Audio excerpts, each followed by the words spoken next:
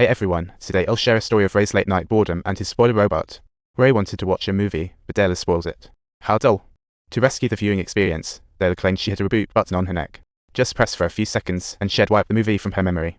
In simple terms, it's time to refresh the film experience. Without hesitation, Ray rebooted her. Sure enough, Dayla woke up, enchanted as if watching for the first time. But surprisingly, Ray's move opened Pandora's box. Enjoying it, he got a game-changing message. Anna needs surgery, but the doctor isn't optimistic. Well, what a bummer. She had to take this chance to write her last wishes, but when talking about lifestyle habits, she forgot to mention that robots can't really stop their owners from doing anything. In the dead of night, Ray was about to smash the bottle, but Dayla suddenly grabbed his arm. Ray struggled in vain, astonished by her strength. Before he could react, Dayla placed his hand on her chest, saying his heartbeat should be as slow as hers. This move made Ray's heart race, and Dayla instantly sensed his emotional shift, even declaring she could help fulfill his desires. Suddenly the atmosphere grew flirty, but Ray restrained his impulses at this crucial moment. Although his heart was torn, he fled the scene, leaving his doubts behind. Little did he know, Dayla's behavior was increasing. With robotic toys everywhere in the amusement park, a kid, fed up with waiting in line, demanded the caregiver clear the queue, but the caregiver was definitely not her babysitter, so she wouldn't budge.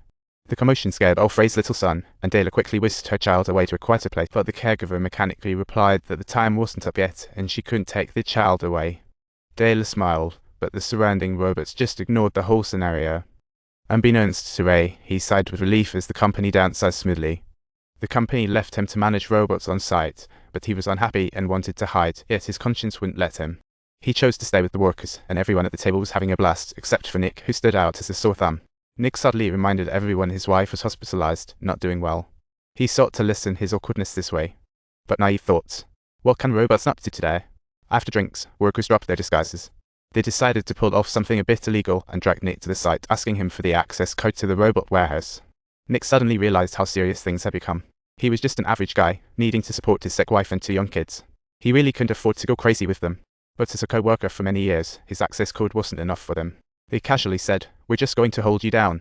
One by one, they smashed all the robots. All right, who's next? Nick didn't even know how he got home, nor did he know how this would impact him.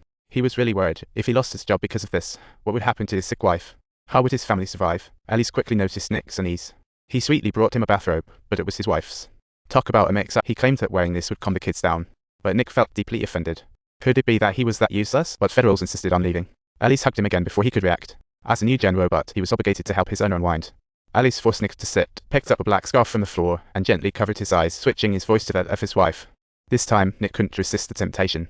Although Alice thought this would help him relax, Nick felt a bit uncomfortable inside. After a brief moment of joy, Nick plunged into deep guilt, the betrayal to his family making him restless. To make matters worse, the boss confronted him over workers using his code. The busier you are, the more mistakes you make. The boss naturally believed he was involved. Nick didn't want to show off anymore and hinted, "The password is my daughter's birth." Everyone could guess, trying to blame workers. The frazzled boss had no time, warning Nick directly. "If I find out you're involved in this, you're toast."